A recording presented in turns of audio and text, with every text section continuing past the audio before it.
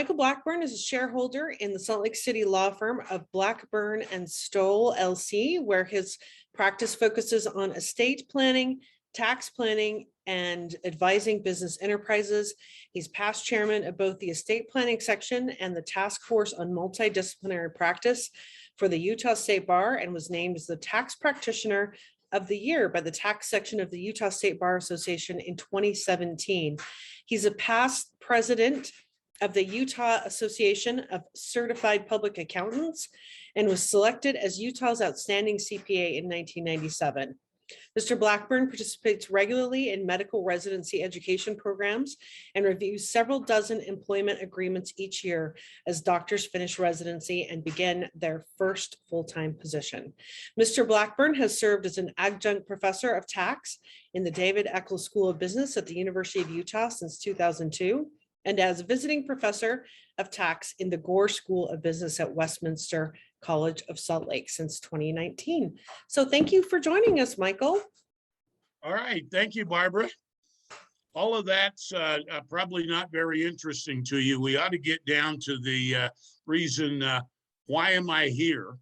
And the main reason that I am here is I was sitting at the dinner table one evening a couple of decades ago, and my wife said, you know, I'm tired of doing what I'm now doing. And I said, oh, what do you have in mind? And she says, I'm going to medical school. So at age 40, with 5 kids at home, my wife left her job and went back to medical school. And that's led to some immediate changes in our life, like I had to learn how to change diapers and do laundry and all of that sort of stuff, but some long-term changes as well. I got involved with the Utah Academy, I guess it's roughly 20 years ago, and they decided they wanted to put together a program to help young residents or new residents deal with issues in their employment contracts. I think the original group of us had 4 or 5 lawyers in it, but I must have been the youngest one because all those other guys have either retired or they're dead. And so I'm still hanging around, and I think we're going to try and get some more people involved in doing this in the future. Our big topic for today is what should you look for in your first physician employment contract? And of course, you ought to begin a step back from that and say, do I even need a written contract? Why don't I just show up to work and start seeing patients? Well, the legal reality is oral contracts can be enforced just as much as a written contract. The problem is the parties can never agree on what the oral contract said because they're going to interpret it in their own best interest. So the net result is a written agreement is not only important, but it's nearly universal in wherever you want to go to work. How much detail should your contract have? Well, fortunately, you don't have to decide that because virtually every conceivable employer out there is going to write the contract and hand it to you. So you will find out how much detail needs to be in it based on what contract they hand to you. What do you do when the contract arrives? My comments would be, read it. And I know that sounds absurd, but it shocks me how many doctors I run into who didn't bother to read it because it looked like a bunch of legal mumbo jumbo. And why do you want to spend your time with that? My advice is read it and read it carefully and maybe even read it more than once.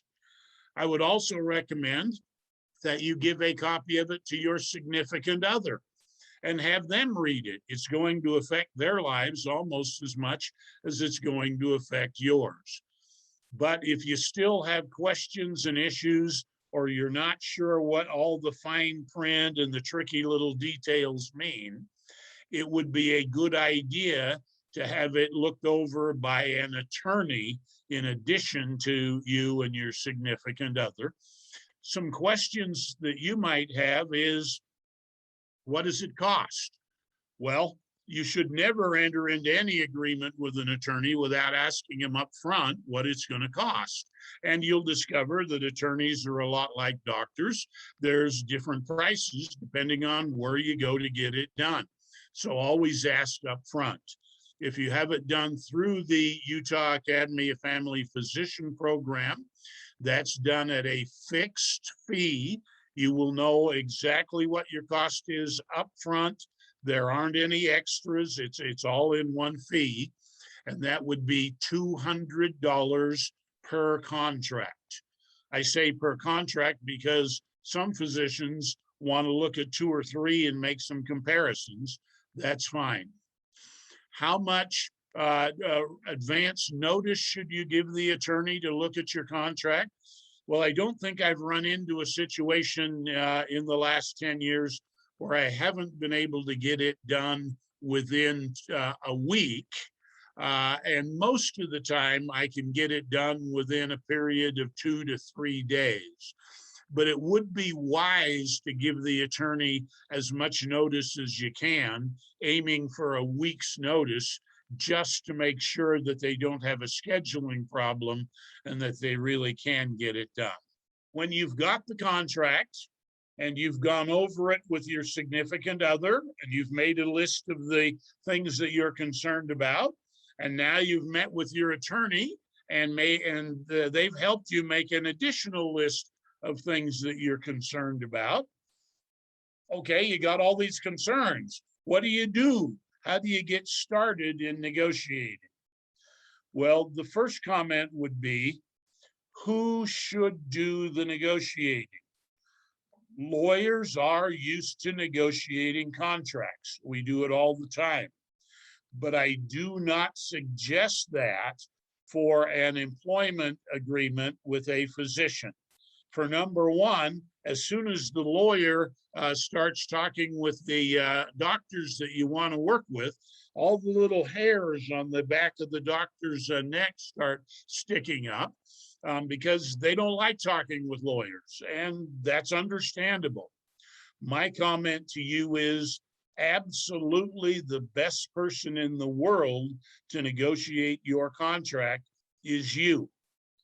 You get help from others so you know what points and details you want to negotiate, but you're the best person to do the negotiation.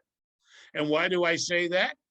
Wherever you're going to work, whatever clinic or group you're thinking of joining, it's you they're trying to get to come to work. It's you they're trying to please and keep happy. And that puts you in the best position to do the negotiating. Who are you going to negotiate with on the other side? Well, in many cases, it'll be directly with the people you're going to go to work with.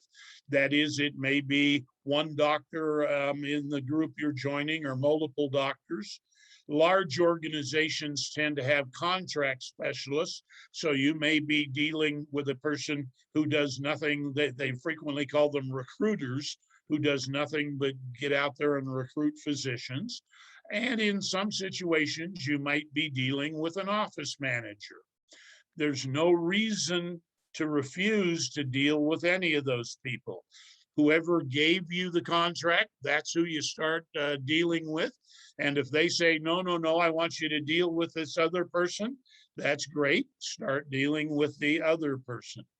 And you keep discussing what the changes that you're looking for with that person, unless and until you hear a phrase come out of their mouth that says, I don't have any authority to change that.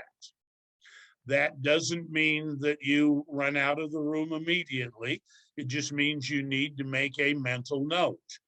If the person you're talking to doesn't have authority to make a change, and you want to make a change, you need to talk with someone else. So the first time you hear them say, I don't have authority to change that, your next response should be, oh, then what's the name and phone number of the person who does? And I'll be glad to contact them. Don't let anybody cut you off by limiting their authority. All that means is it's time to move on. And then we get down to the ultimate conclusion or ultimate thought. Does negotiation do any good? And my experience has been absolutely and very strongly yes. Make a list of all the things you're concerned about in the contract. Rarely is that list going to have 25 items on it. Most frequently, it's going to have somewhere between maybe 5 and 12 items that you'd like to get changed. Don't expect that you will get every change you ask for. Negotiation is a process of give and take, and you're going to have to give in on some of them in order to take on the others. But I have, at least I can't remember, I don't think I've ever had a physician come back to me and said, they didn't budge on anything. That just doesn't happen. They're going to budge. They're going to want to make you feel like you could influence your contract, and they want you to come and work for them. So they will give in or compromise on a lot of the points that you are concerned with. The only warning for you is don't expect to win every point. Do expect to win at least some of the points, probably more than half of the points that you're concerned about. How much you're going to make varies tremendously. And what do I mean by that?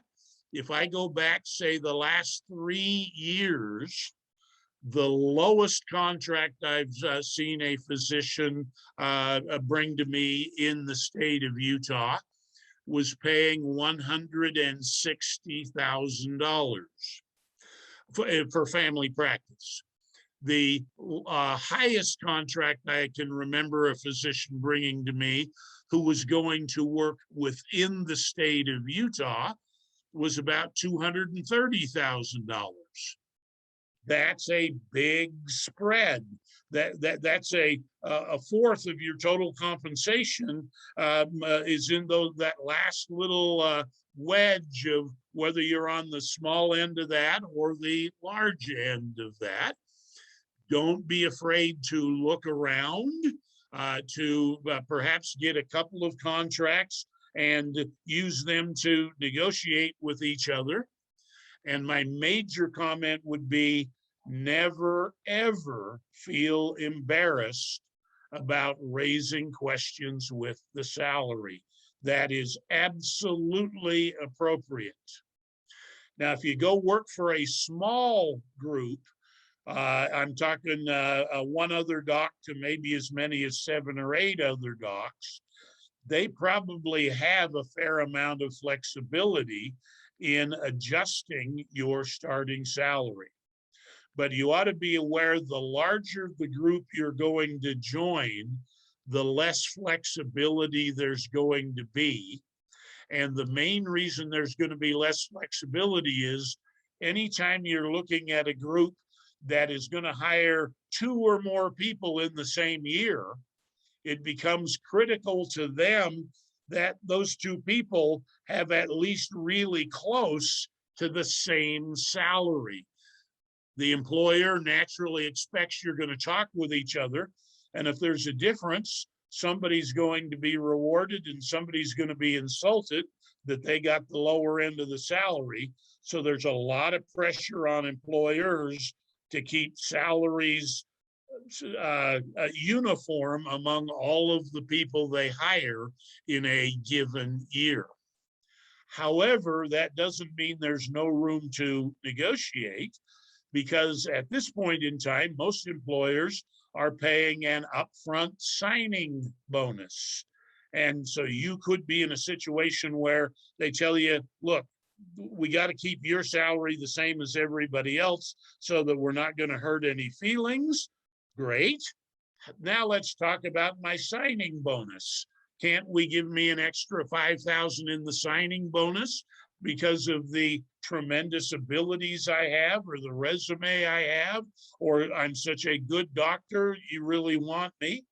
Go ahead and give them your best story about why you should get a better salary. Next thing I'm going to do is move into what I call the top 10 list. I'm going to list them in order of importance, with the first one being the most important, the last one being the least important, but details that I think you should especially pay attention to in the contract you're looking at. And a given contract may have an 11th major detail in it that I haven't listed simply because it's unusual for that particular employer. But if I look across the group of the contracts that I tend to see every year, here's where I would suggest you focus your attention. Number one, sharing call. You all know what call is. It's that terrible thing that makes your life miserable. So you definitely want to make sure there's some other people sharing the misery with you. An example clause right out of a contract. The doctor shall share call with other professionals employed by the clinic on such schedule as the clinic director determines. That's not at all an unusual statement to come out of a contract. It has some questions in it that I think you ought to be concerned about. Number one is, what does share mean?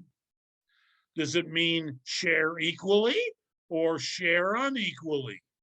Does it mean that first-year docs get 10 days for every day a 10th year doc gets? You want to come to an understanding of what does share mean. And you might suggest they redefine the phrase to say, we'll share equally or we'll share on a pro rata basis, so that you make sure you're not going to be doing a lot more than your fair share. The next thing that you might ask is, when it says professionals employed, what professionals are included? Sometimes mid-levels are included in the call schedule. Sometimes they're not. When a mid-level's included in the call schedule, somebody has to supervise that mid-level. So how does that work? So one of the questions you want to ask is, do mid-levels participate? But a more significant question to ask is, are all of the doctors working at this clinic participating? I've come across a lot of clinics or hospital groups over the last few years where the most senior people believe they're exempted from sharing call. Call is something that you share with the other people that have only been there 10 years or less. And once you've been there for a while, you don't have to share anymore. Well, make sure you know what you're getting into before you get started. Sometimes you can negotiate a comment or a change to the initial language that will say, we agree to share it equally with all doctors in the clinic. Sometimes you can cut a deal that says, on such schedule as the clinic director determines, comma, subject to the approval of the doctor. So you have some say-so, and that's built right into the contract. I guess you should also be aware that sometimes it isn't your employer that even controls the call schedule. Sometimes a group of employers get together and there's a call group, and then you negotiate these same things with them. One of the best techniques that I've found over the years is to recommend that you talk to another newer doctor, somebody who's just joined the same practice you're joining, in the last 2 or 3 years and ask them if they felt like they were treated fairly on the call schedule. That's probably the strongest indication you're going to get about whether they're going to treat you fairly. Let's move on to the next issue, non-competition agreements. A really big deal and very, very common in most physician employment agreements that I see. Let me give you a sample language right out of one of the agreements, except I've changed the name of the healthcare system to protect the innocent. During the term of employment and for 2 years thereafter, the doctor will not engage in any activity which competes with the business of the healthcare system or any of its subsidiaries within a radius of 10 miles from any healthcare system facility. A relatively common phrase. Most of you, maybe even all of you, are going to get handed an employment agreement that has a non-competition provision in it. One of the reasons is the employer is going to bring you in and introduce you to patients and introduce you to their staff members, and they don't want you stealing their patients and their staff members after you leave. They believe that that's their property and they have a right to protect their property. So from their point of view, non-competition agreements are very important. From your point of view, if you're not careful, the non-competition agreement could seriously affect what you want to do next, where you're going to go, or what kind of work you're going to do after you leave your first job. So you want to pay attention to the provisions very, very seriously. One of the things to ask is, the agreement said you can't compete with your employer. Well, what business is your employer in?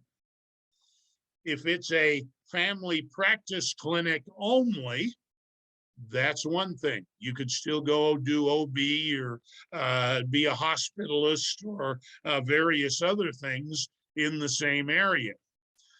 But if your employer is a large employer engaged in literally every aspect of medical practice, and they don't want you doing anything that competes with them, now they're telling you you can't do anything even related to medical practice in your next employment if it's in violation of their agreement.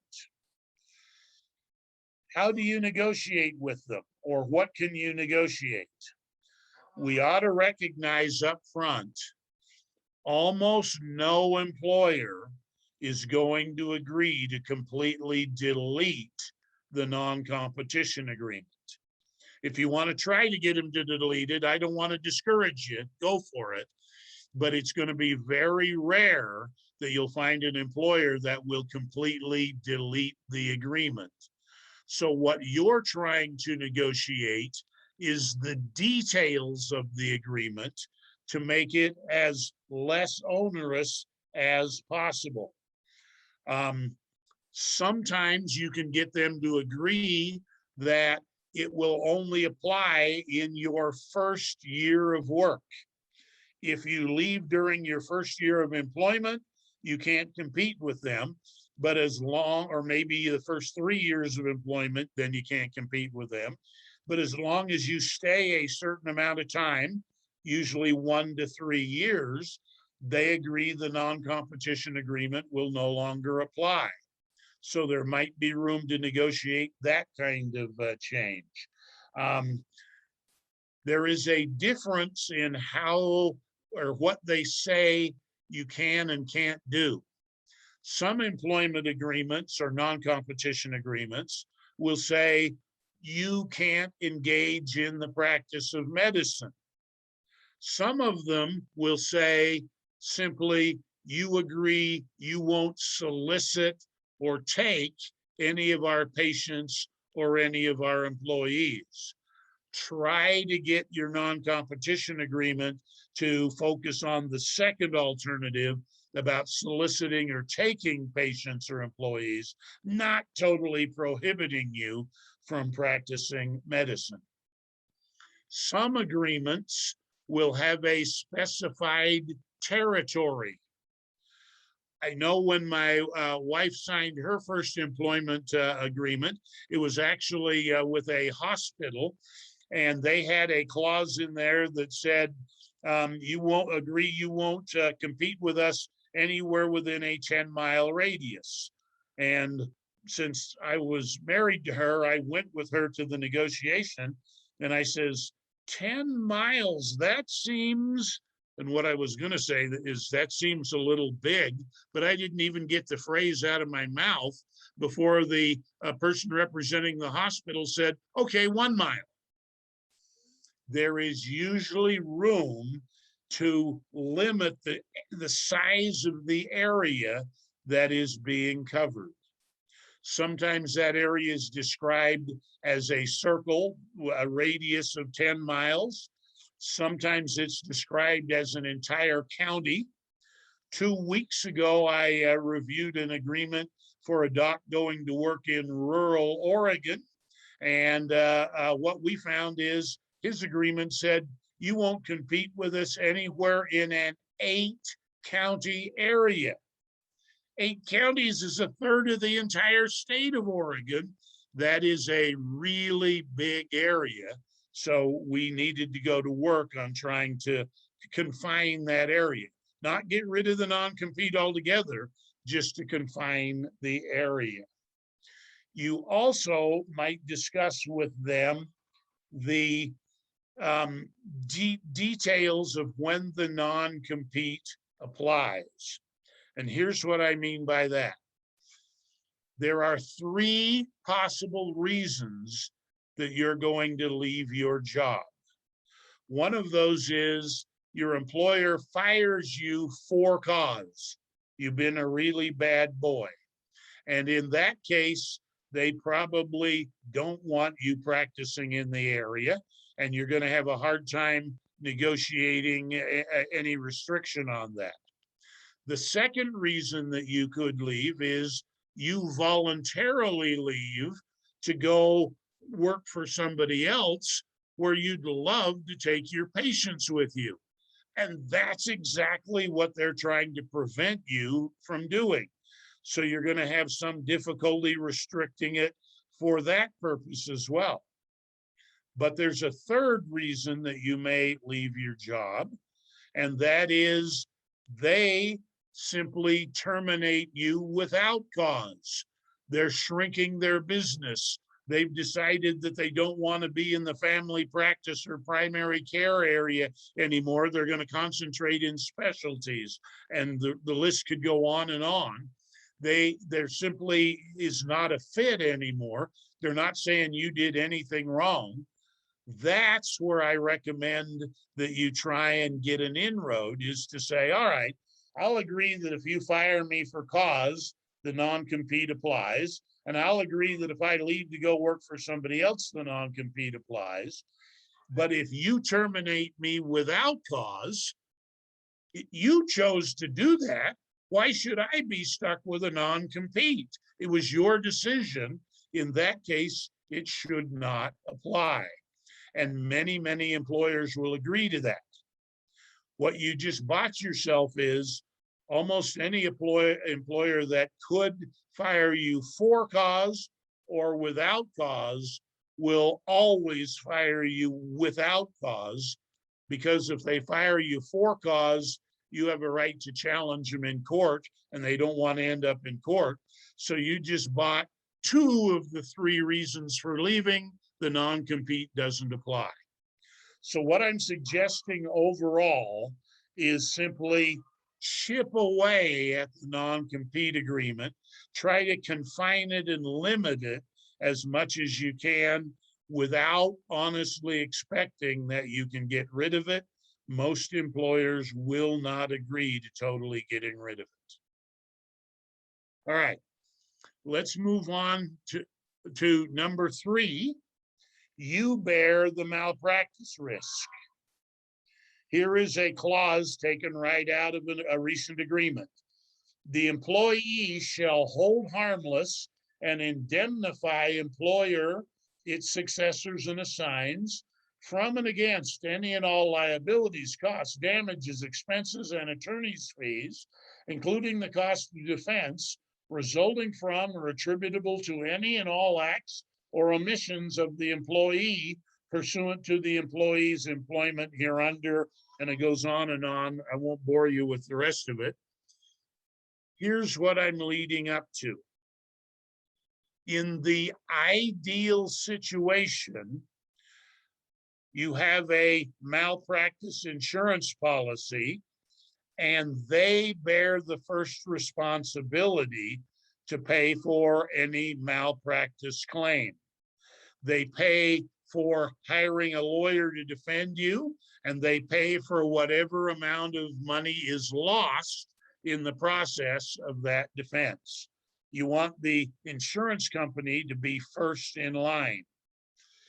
But we all know that all insurance policies have upper limits and deductibles and copays and exclusions. So you can never be 100% certain the insurance is going to cover you. In the usual situation, who's next in line? Your employer. The company you work for is next in line, and you're in a third position, which means the only way you have any real risk of losing money over a malpractice claim is if the insurance company pays its limits or doesn't cover it, and your employer runs out of assets, then it gets to you. That's the ideal situation to be in. Malpractice cases are miserable enough in the terms of what it does to your reputation and your ability to sleep at night, etc. The last thing in the world you want to be worried about is, am I going to be broke when this is over? Besides, what the company or the clinic or hospital you're going to work for is trying to accomplish by this phrase, you bear the malpractice risk, is they want to trade places with you. Theoretically, the insurance still stays first, but you move into the number 2 position. Anything the insurance company doesn't cover, you have to cover. And your employer now moves down to the 3rd position. They could only lose money if you're broke. That's exactly what this clause is trying to accomplish. But we ought to be careful about some side effects. If the employer knows that they're in the 3rd position, that all of the insurance is first, all of your assets are next, and it's not likely they're ever going to get, the employer's ever going to have to pay anything, what incentive do they have to maintain high levels of insurance? What incentive do they have to avoid high deductibles or to even make sure that the policy doesn't lapse or get canceled? It leaves them a lot more carefree about what the insurance coverage is. But most importantly, the clause could be interpreted to say that you just moved to the number 1 position, not the number 2 position. Some insurance policies are worded to say, we, the insurance company, will reimburse the employer for anything the employer ends up paying as a result of a malpractice claim. Well, if you're first, or if you're second in line, you're going to pay out before the employer has to pay anything, and the insurance policy is only insuring the employer. You're totally on the hook for your own malpractice.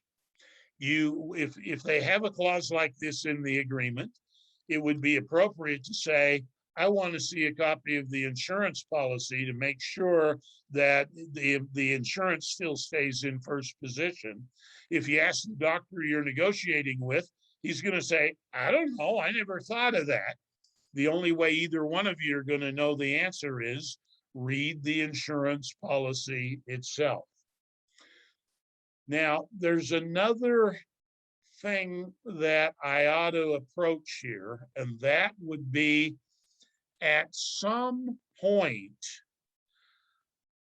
you would probably be willing to say, you know, if you paid me an extra $50,000 in salary, I'm totally willing to bear all of my own malpractice risk.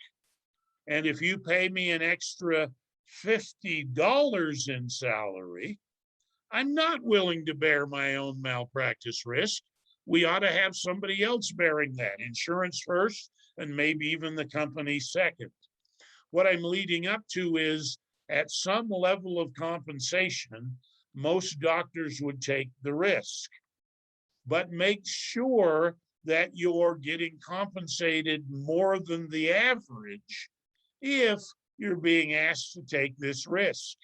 So many employers will just pay you a standard salary and then ask you to take the risk on top of that. Now you're taking a risk without being compensated. That's a bad idea.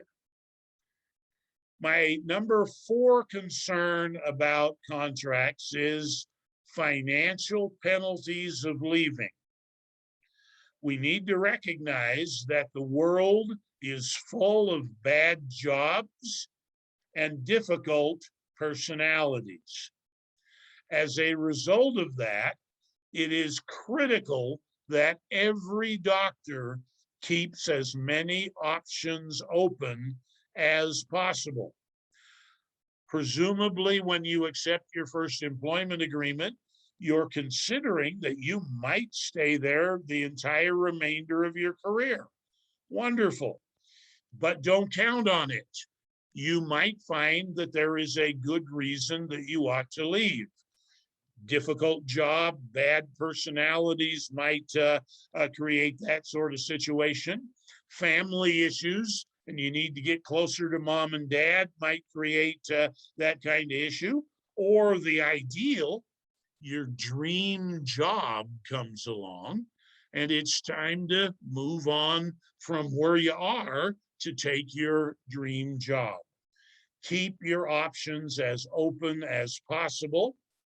You should be able to leave your employment with a relatively minimal amount of notice and a relatively minimal amount of cost. What do I mean by notice? Most agreements will say that you have to give your employer a certain amount of warning that you're going to leave. Commonly, the contract will say, you have to tell us 90 days in advance or 120 days in advance if you're ever going to leave employment. And the employer considers that to be important because they got to find somebody to replace you. So they like to make this period as long as possible to give themselves time to do a search. You want to make it as short as possible. One, because it's embarrassing to come to a job every morning knowing that you've already told them you don't like them and you're going to quit. But 2, because you found something better and they're in your way of moving on to getting something better. So you want to have the notice period be as short as possible. I almost never see one shorter than 90 days. If yours says 90 days, take it. That's a good deal. A lot of them say 120, maybe you're going to have to put up with that.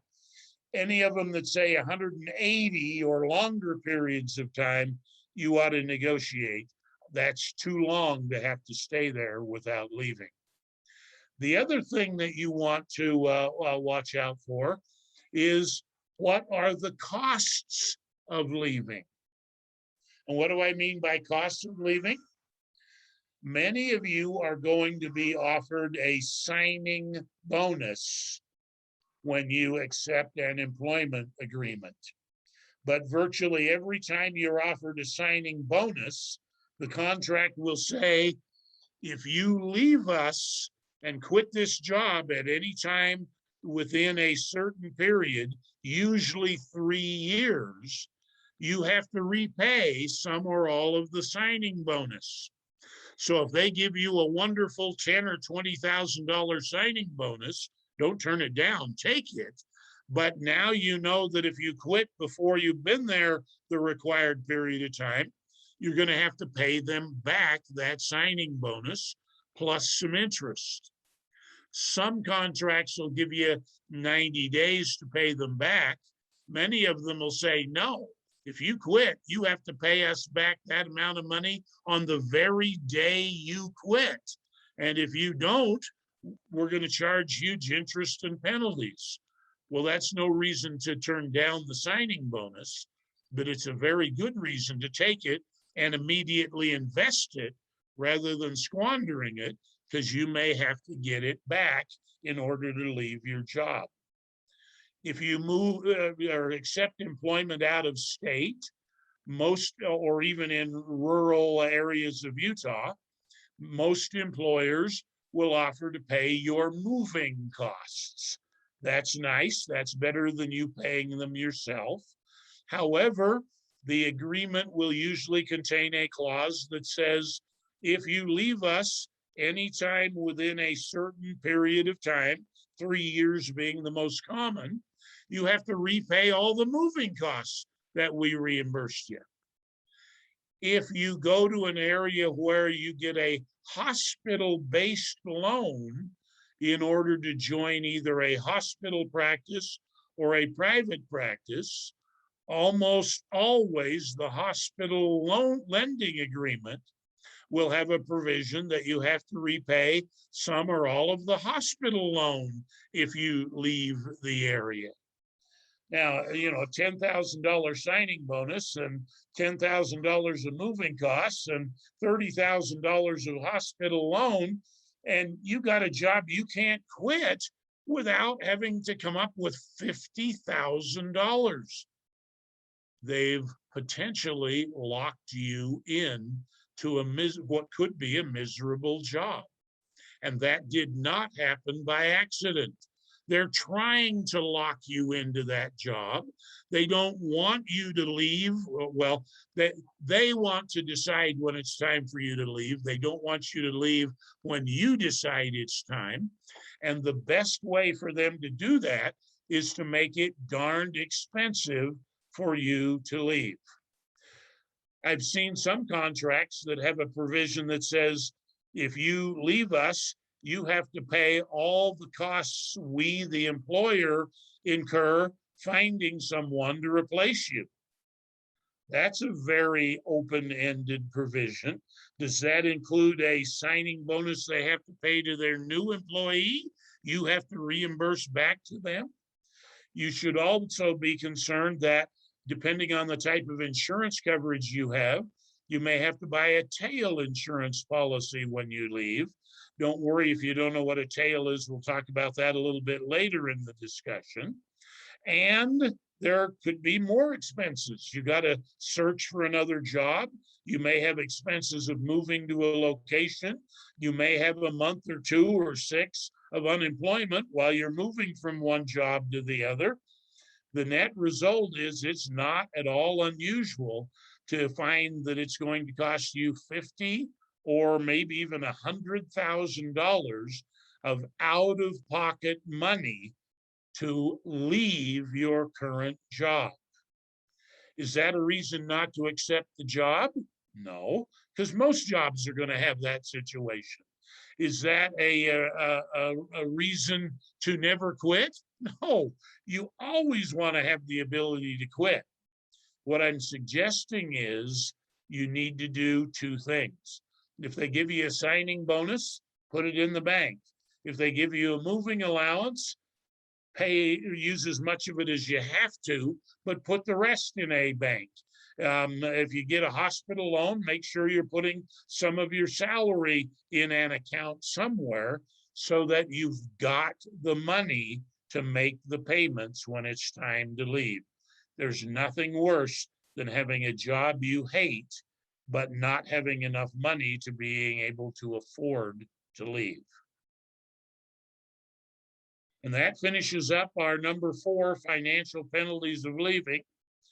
Number 5, my next recommendation is getting to performance-based pay quickly. Most employers will have 2 kinds of, or 2 methods by which they pay you. One will be a guarantee. Your salary for the first year is guaranteed to be $15,000 a month, $180,000 a year, or for as an example. Or they will pay you based on your production, which is sometimes measured by RVUs, sometimes measured by dollars brought in, but a production-based pay. You have a good reason to want a guarantee for your first limited period of time, probably your first year. What's your good reason for that? Well, when you show up to your job the first day, you probably aren't going to have a full schedule. You might not even have anybody on your schedule. It'll take a few days or a few weeks to build your schedule up to being full all of the time.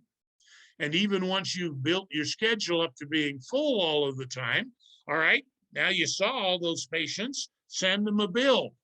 Oh, guess what? Most of them are going to pay that bill by health insurance, and the health insurance company averages 60 days delay between when you bill them and when you they pay you the money. Or maybe you find a health insurance company that's less than that, but there is always a delay. So most new physicians find themselves in a position where they're not really enjoying the benefits of their hard work for anywhere from 2 to 4 months after they start working. That's why you need a guarantee, is to make sure that you're getting paid while you're working, even though the money isn't yet rolling in. On the other hand, if you're getting a guarantee for too long, that causes problems. Anytime there is a salary guarantee, someone is getting cheated. If the guarantee exceeds your production, you're being overpaid, which means the other doctors are getting cheated and they resent even having you there. Or if your own production exceeds the guarantee, you're being cheated, and now you got to resent being stuck in the job that you're in. It's something that if it lasts for a long time, is virtually guaranteed to produce friction between you and the other doctors working in the same clinic.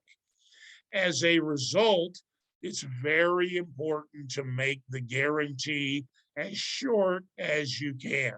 One possibility is a flat 1 year, and then at the end of 1 year, you're purely on production. I see lots of contracts that do that.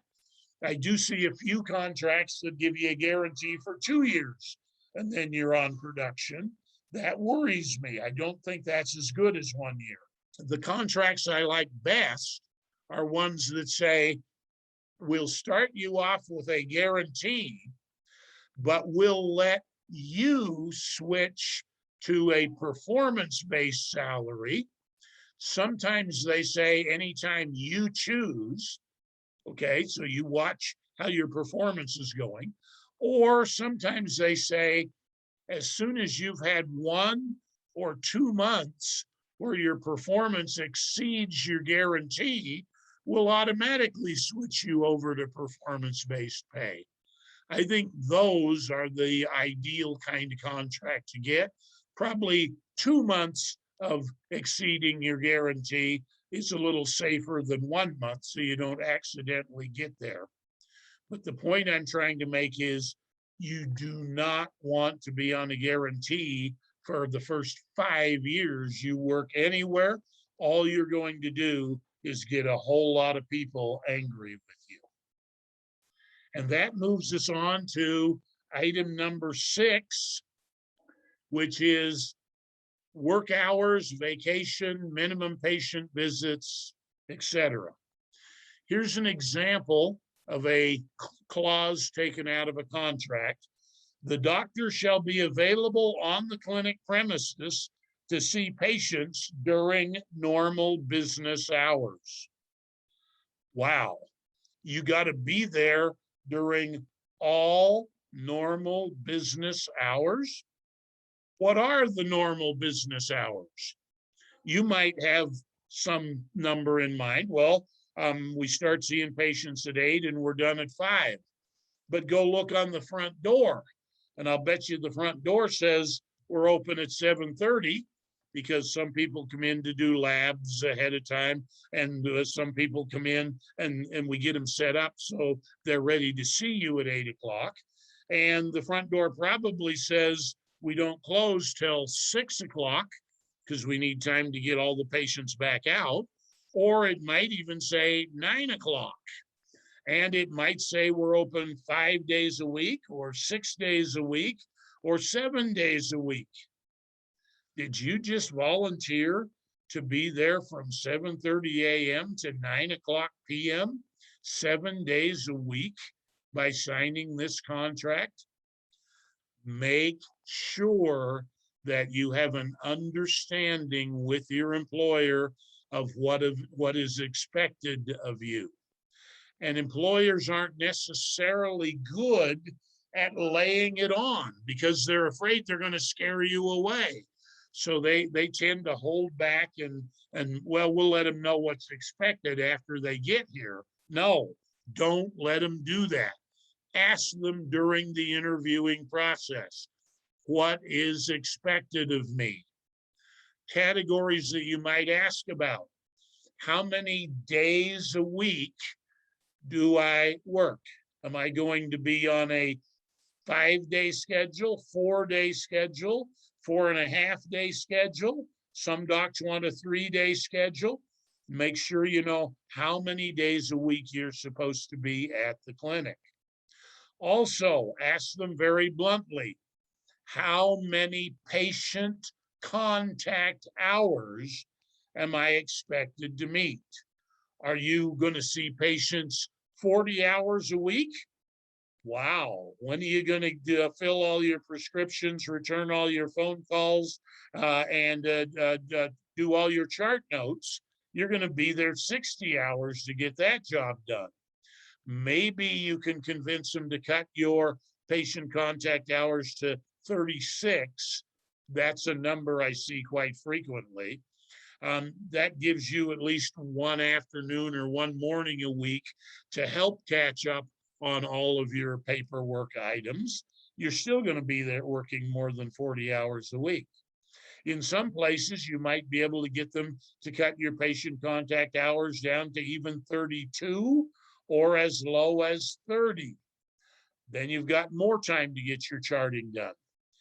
I don't remember seeing a contract that let a full-time physician go below 30 patient contact hours a week. If you do that, they're going to classify you as a part-time physician.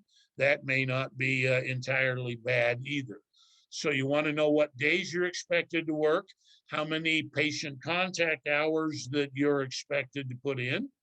You also want to know if you are expected to work in the clinic evenings or Saturdays or Sundays. Are your work days going to be Monday through Friday from 8 a.m. to 5 p.m.? Or are you required to do coverage one weeknight or one Saturday out of every month? You want to know what that is. You can decide whether you can live with it once you know what it is. What I'm stressing is you need to make them tell you what that is so that you know what's expected of you. Well, some other expectations, maybe one of the hardest ones to deal with is, well, let me do an easier one first. And that is, what vacation are you allowed? How many days or weeks off a year are they going to give you? Some places will give you vacation in one category, sick leave in another category, and CME, continuing medicational or medical education, in a third category. Most places will lump two or even all three of those together and give you what they would refer to as all-purpose leave. How much all-purpose leave should you expect? That is very specific to you and your employer, and that's something you do want to spend some time negotiating with them. In the state of Utah, 4 weeks of the paid vacation is considered quite common. Some employers will include all your CME in those 4 weeks. Some will say, no, we'll give you 4 weeks of vacation and an additional week in order to attend whatever CME you need. That would give you 5 weeks away from the office. My experience is there are some significant geographic differences. For example, almost every time I review a contract for somebody going to Oregon, that contract says 6 weeks of paid vacation. And some of them even say 6 weeks of paid vacation plus an extra week for CME. Every time I review a contract of somebody who's headed to Texas, on the other hand, the employer thinks they're being darn generous when they give you 1 week of vacation, and you've got to negotiate really, really hard to get them to agree to give you even 2 weeks of paid vacation. Employers are different, geographical differences exist. Make sure that you understand what your rules are going to be. You might also ask them how strictly they enforce vacation rules. Many employers will say, yeah, we'll give you 4 to 6 weeks of paid vacation, but if you want to take another 6 weeks of unpaid vacation, as long as you schedule it with your supervisor, we're fine. And that's not a bad detail to have into a contract as well. The last thing I want to focus on under this topic is minimum patient visits. Except in very unusual situations, mostly military or academic, you will never get yourself in a position where medical economics don't matter. Somebody sitting in a back room somewhere is keeping track of how your production and the amount of money you collect and bring into the company compares to how much they're paying you. That's basic medical economics. And if nobody's keeping track of that, your clinic isn't going to be in business for very long. So knowing that somebody is keeping track of that, you want to know what they're keeping track of and what's expected. Do they have a minimum number of patient contact hours in mind?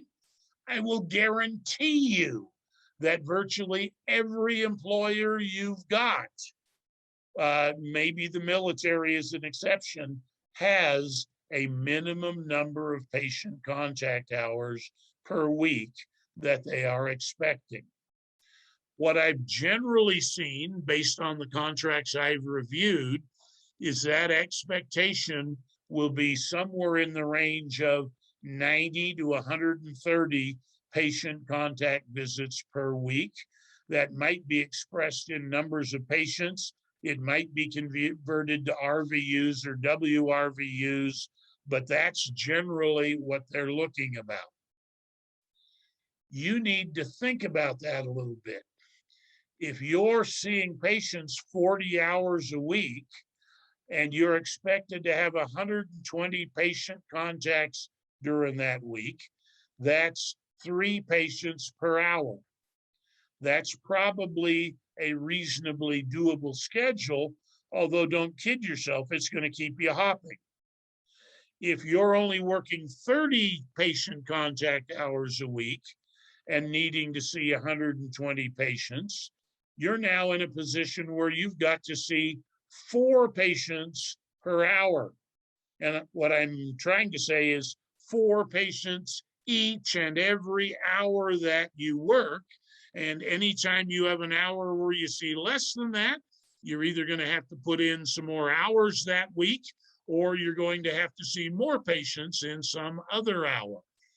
That's a pretty daunting task, to see 4 patients a hour every day, every hour, a day in and day out.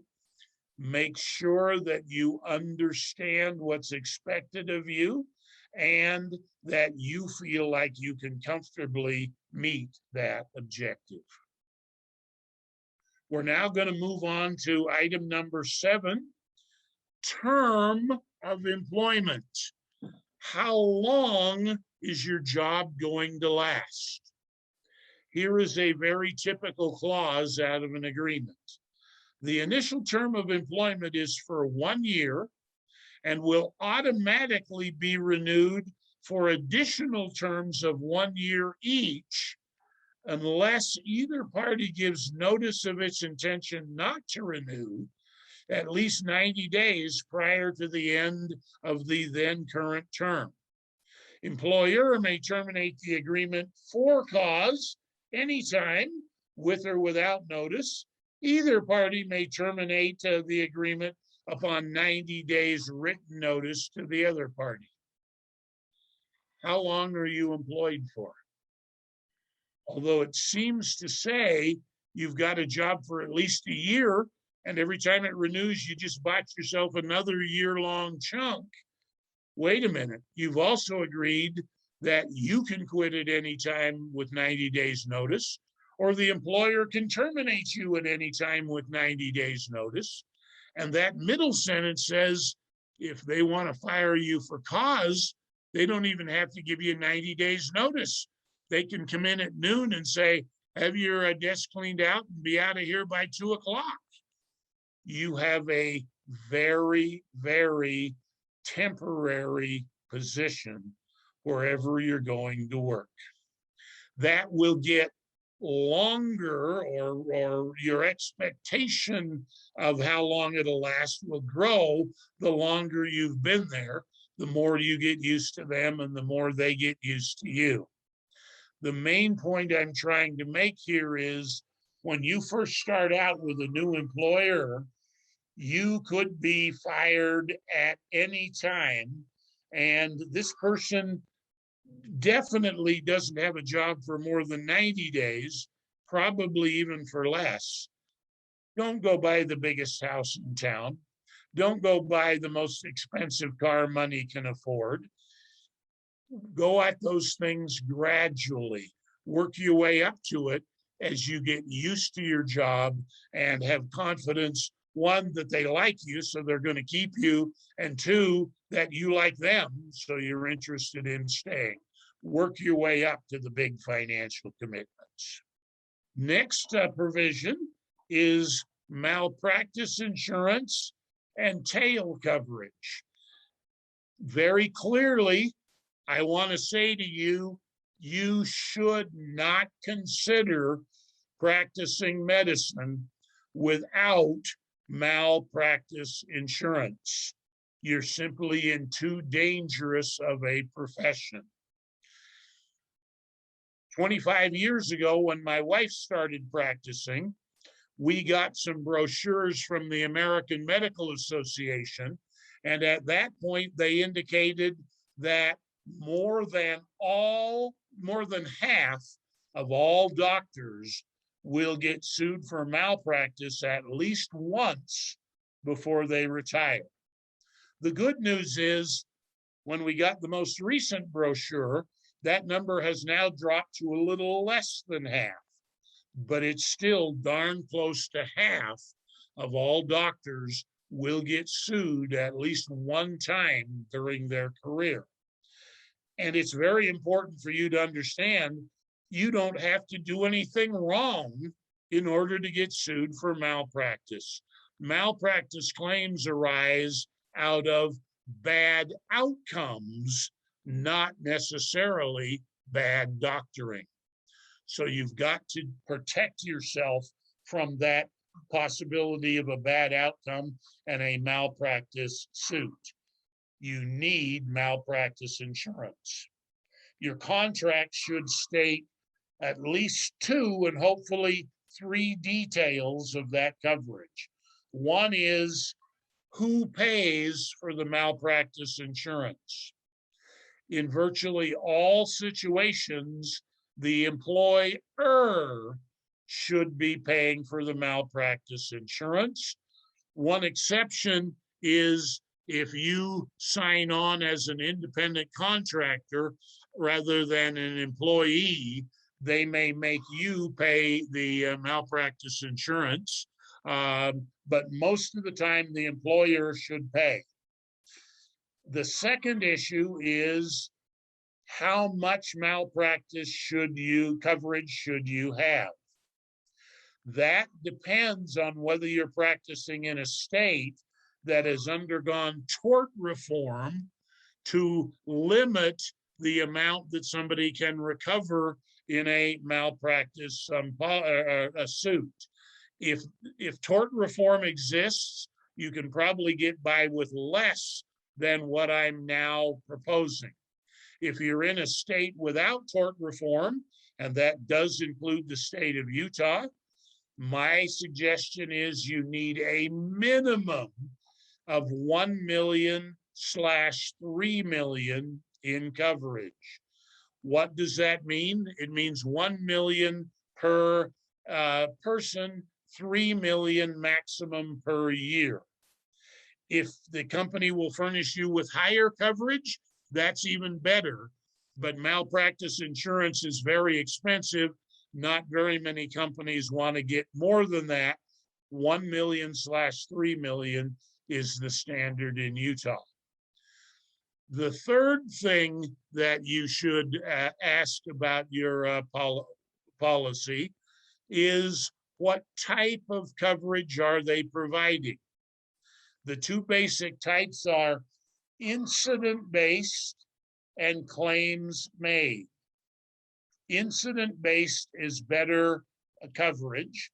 It says if I worked for such and such healthcare system from January 1 through October, then they will insure me for any lawsuit that arises out of anything I did from January to October.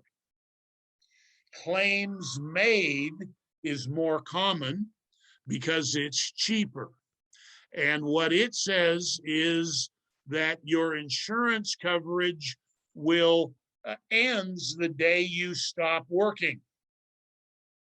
What about that baby that you delivered the day before you stopped working? Well, if they sue you the very day the baby was born, your claims made policy covers it. But if you quit working the next day, your policy ends. And if there's a lawsuit over that baby that was just born, that lawsuit is not covered by your insurance policy. You buy a tail in order to cover that, and a tail can cost some serious money.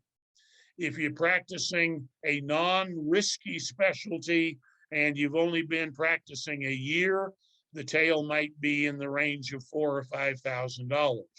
If you're practicing a risky specialty, such as OB or brain surgery, and you've been practicing 20 or more years, you might find that a tail is going to cost you more than $80,000. Make sure you understand whether you will need a tail. You might make the comment, yeah, but isn't there a time limit on how long a person can wait before they sue me? Yes, there is. In most states, that time limit is 3 years. So that baby that you delivered the day before you quit only has 3 years in which to file a suit against you. But when does that 3-year period begin? On the date of their 18th birthday. They're not considered capable of suing you until then. So in that case, it might be a 21-year statute of limitations. You need to have malpractice coverage. Number 9, expense reimbursements. There's a lot of expenses associated with practicing medicine. Who's going to pay for all of those expenses?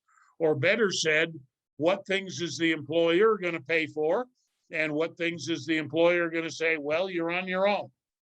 The employer should furnish you with a computer, at least one. Some employers may have a computer in every exam room. Other employers may say, here's your one computer. You can put it on wheels and wheel it from one exam room to another. Make sure you understand whether you're getting one computer or multiple computers. The employer should also furnish whatever software you need. They will give you their EMR software. You don't need to worry about that. That's how they're going to keep track of the visits. But if you need specialty software, such as dictation software, you need to tell them up front, I need this specialty kind of software, and make sure that they're going to cover that. Equipment. If you're going to deliver babies, you might want an ultrasound. If you're going to do special procedures, you may need flex sig equipment or other kinds of special equipment. You want to tell them up front and get a commitment out of them whether they will provide that equipment. If you don't remember to ask them up front and you go to them after you've already started working, my experience is most of them will be very cooperative in saying, oh yeah, we recognize we need to get that. Would you please send us a written request so that we can put it to the bottom of our pending list, and we'll get to you as soon as you've risen to the top, which might be years from when you make the request. The employer should cover certain types of business expenses, all the supplies that you need to practice medicine, your travel, if they're going to expect you to move between clinics or from a clinic to a hospital, meals in certain situations, uniforms, etc. Most employers will also cover professional fees paid to societies. Most of them will limit it to not more than 2 societies a year. Most societies will cost somewhere around $500. So by saying we'll pay your dues to 2 societies, they've volunteered to cover $1,000 of what you would otherwise have to pay. That's great. You might also be inclined to say, oh, I'm not going to join any society. Wait a minute, didn't our first speaker, Chad, recommend that you should? And let's talk about what societies are out there. You might want to be a member of the AMA, the American Medical Association, and the UMA, the Utah Medical Association. Then you're probably going to look at the American Academy of Family Physicians, and our host today, the Utah Academy of Family Physicians. And you might even join your county medical association in order to have access to CME. It is not unusual for a doctor to be in 4 or 5 medical societies all at once. Make sure you try to get your employer to pay as many of those as possible. The employer should also pay for the fees to renew your license periodically and to get credentialing and get your DEA certification fees. Most employers are more than happy to pay for those because that way they're keeping track of whether you are recertifying every couple of years. Your employer should help share your CME, continuing medical education costs, but they usually put a cap on that. The cap that I see most frequently in Utah is $3,000 or $3,500. I do see some contracts that go as high as $5,000.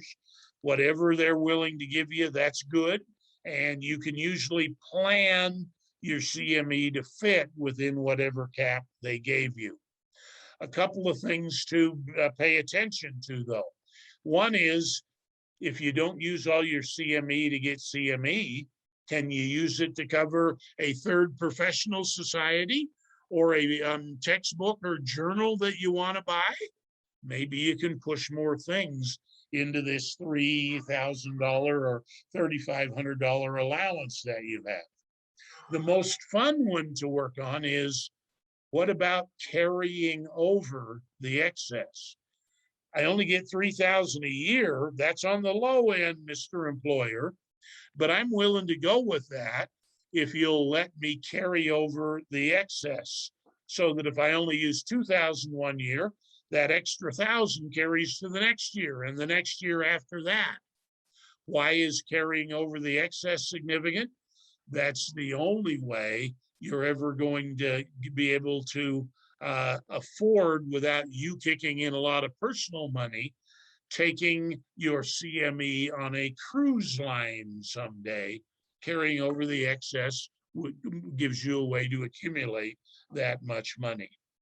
Continuing with expense reimbursements, some items the employer is less likely to pay are, I have listed here a pager. I know that most of you are scratching your head saying, what's a pager? We don't use those anymore. But a cell phone. Many employers will pay for your whole cell phone. More frequently, they'll give you an allowance every month toward a cell phone to make sure you have one, because they need you to have one so that they can reach you. Rare that an employer will pay for your books and journals unless you convince them to roll it into your CME budget. And I guess the ultimate that you ought to always recognize is, if you're working in a medical clinic, how does the medical clinic get money? Billing doctor services. All the money comes from doctor services. And if we give too high of CME allowances, all we're doing is spending all the money, so there isn't as much to pay out in salaries. Probably you're better off working for an employer that does put an upper limit on their CME fees. All right. And I know you'll be excited to understand, we now reached item number 10. Item 10 on my list is what I describe as opportunity for ownership. Many of you will go to work for a nonprofit clinic or a nonprofit health network. The two biggest health networks in the state of Utah are IHC and University Healthcare. Both of them are nonprofit. When you go to work for a nonprofit entity, ownership has no meaning. Nobody owns a nonprofit entity, so this issue will never come up. But if you go to work for a small clinic, or even some large multiple building clinics, you could become an owner of that clinic at some point in the future. You ought to ask that up front. Will I be considered for ownership? In general, how soon will that come up? And how much is it going to cost me? First step, recognize that for liability protection reasons, it's not unusual to find that a small clinic or a large clinic has multiple different companies. They put their practice in one company and they put the building in another company so that if somebody sues the practice, they can't get at the building. And they may put their equipment in a third company so that if somebody sues the practice, they can't get at the equipment. So having a structure that involves multiple entities is quite commonplace in the medical world. When you're asking them, will you be allowed to become an owner? The big question is, an owner of which entity? Will I be allowed to buy into the practice entity? Yes. What's that going to cost? Well, probably whatever computers and waiting room furniture, etc., that they've spent money on. You'll have to reimburse them for your share of that. What if they have all their equipment in a different company? Well, you could make a little more money if you're part of the equipment company. And the building, since real estate never goes down for a very long period of time, you would definitely want to be in on the building as well. Make sure you understand the details and always ask them about buy-in costs. How much am I going to have to pay to become an owner of each of these entities? The standard answer you're going to get is, well, we don't know. That depends on how much more waiting room furniture we buy between now and when we make you a partner. That statement is imminently and totally true, but don't let them brush you off by giving that answer. When they say, we don't know, the next question out of your mouth ought to be, okay, I understand you don't know and I don't know. So let me ask it a different way. If I were to buy in today, that's something you do know. How much would it cost me? So you get an idea of what you've got to plan for and whether this is really a place that you can or would want to buy into. And that concludes my discussion of the top 10 things to look for in your first employment agreement. Individual employers may have other little technical details here and there that you do want to pay attention to, but these 10 will show up in nearly all employment agreements.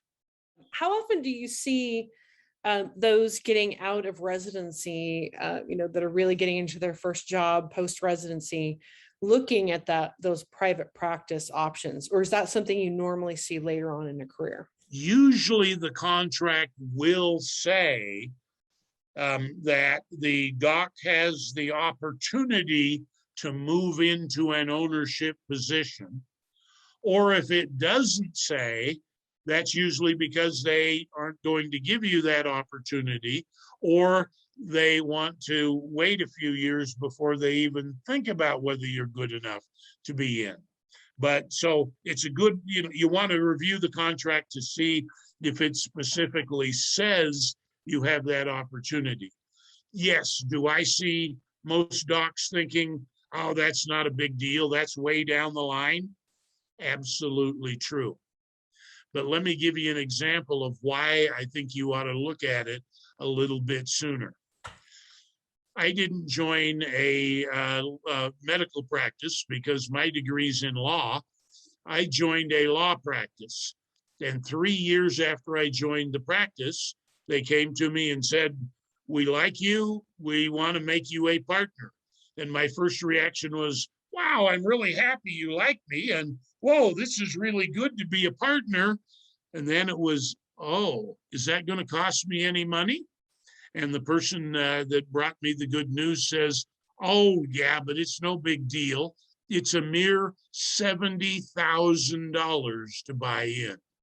And my, my heart sunk to the floor and said, you want me to come up with $70,000? Oh, he was really generous. Don't worry. We'll give you a period of 5 years to pay it in. That's only $14,000 a year. You don't want to get caught by surprise with those kind of events. If you know up front maybe that's a reason to pick that other contract that you're looking at, not this one. Or maybe it's a reason to restructure things. In my own situation, what I discovered when I looked into why they were charging me $70,000 is the senior partner had a very impressive artwork collection, and I was being asked to buy my share of his artwork collection. And I went to him and said, that's ridiculous. One, I don't want to own a share of your artwork collection. And even more important than that, why do you want to sell me a share of your artwork collection? Let's spin that off into a separate company, and that'll get the buy-in costs down. And it did. Yeah. One last piece of advice. You should expect to be successful with at least some of the changes you asked to have made to your contract. So don't be embarrassed to ask.